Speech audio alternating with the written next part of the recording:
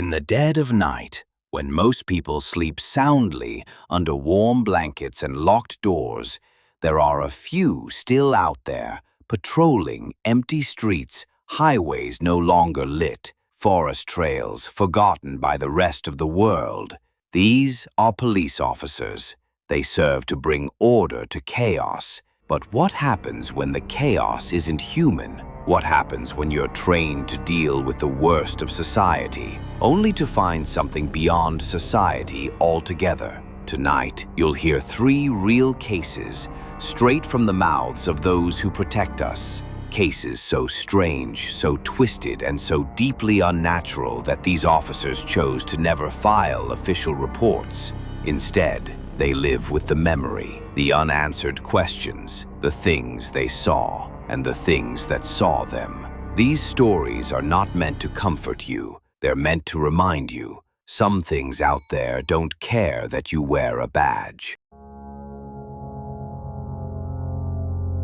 Officer David M., a seasoned patrolman with 12 years in the rural wilds of Oregon, received a strange dispatch call in the early hours of a cold October morning. A trucker had stopped off Route 38, shaken and breathless. He claimed to have heard the crying of a small child out in the forest, near the tree line, alone. At 2:03 a.m., there were no reported missing children. David drove out, headlights slicing through pitch black. The trucker was pale and shaking, pointing toward the trees. "It's not right," he muttered. "The crying." It repeated. Indeed, as David approached the tree line, he heard it. A child's sobs, but they didn't sound distressed. They sounded mechanical, repeating every 11.7 seconds, like a loop. "Paul! Paul, help! Paul, help!" And David's name was Paul. The forest air was thick. Breathing felt like inhaling soup. As he moved deeper, his flashlight flickered, then died. But the crying continued. Only now it moved, sometimes far away, sometimes impossibly close. He found small, barefoot footprints in the soil,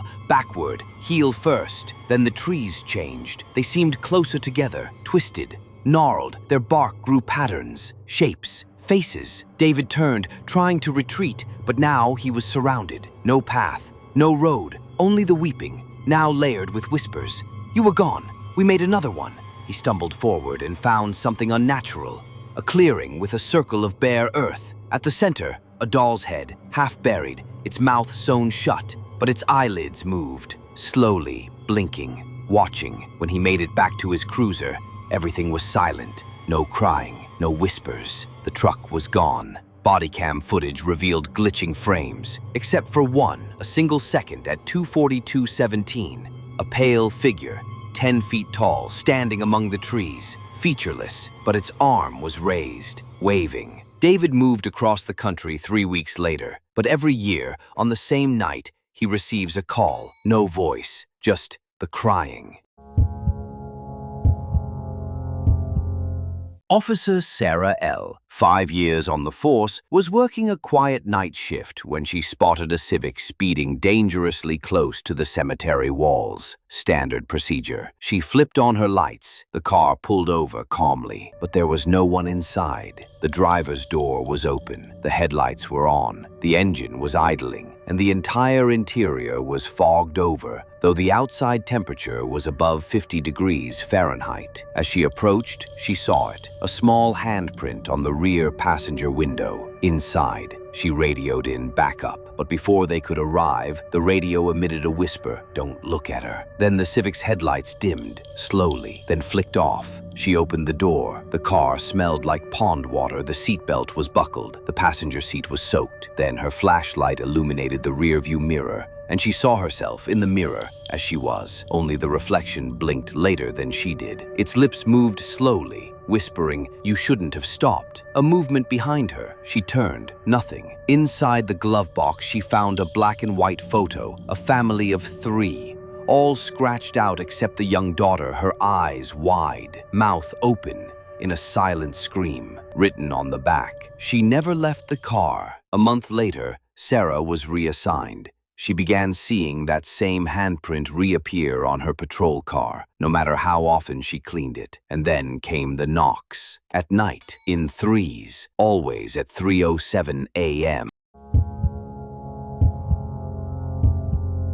Officer Tomby and his partner were conducting a routine DUI checkpoint when a barefoot man appeared from the shadows, shirtless, bleeding from his head, repeating a single sentence. "Car hit me, car hit me, car hit me." The man gestured down the highway. They followed for about half a mile, but then he vanished. No footprints, no sign of struggle, nothing. Then the radios buzzed, a childlike voice, glitching in and out. "Come play in the basement." But there were no basements for miles. A dive team was later called to search the marsh area near the site. Sonar revealed a strange rectangular shape deep under the water. The divers discovered what looked like a living room, fully intact. Underwater, couch, lamp, even an old tube TV, and someone sitting there. Footage showed a smiling man with black eyes and no lips, waving at the camera. Then the screen flickered and froze. When they resurfaced, the water was gone. The marsh dried overnight. What remained was cracked soil and animal bones, but none native to Florida.